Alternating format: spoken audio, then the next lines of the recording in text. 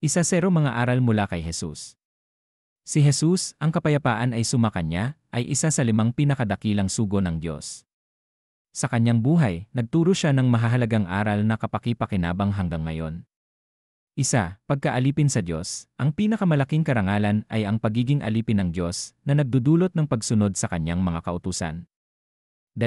Pagpapala ng banal na kasulatan. Ang kaugnayan sa banal na kasulatan at pagsunod sa mga propeta ay nagbibigay ng pagpapala saan man tayo naroroon.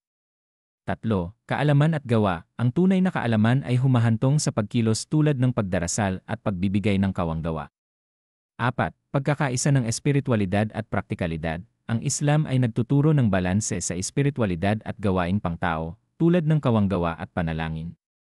5. Mabuting kaugalian. Ang magandang asal ay mahalaga sa Islam at nagdudulot ng timbang sa araw ng paghuhukom.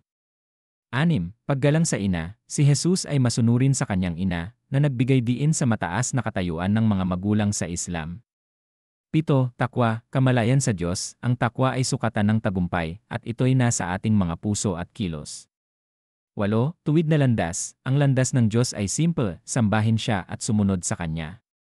9. Hindi sukatan ang bilang ng tagasunod. Ang tagumpay ay hindi nasusukat sa dami ng tagasunod kundi sa pagsunod sa katotohanan.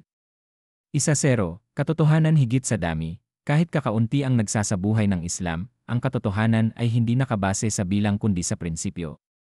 Ang mga aral ni Jesus ay nagbibigay inspirasyon sa mga Muslim na maging masunurin, matatag, at may takwa sa kanilang pamumuhay.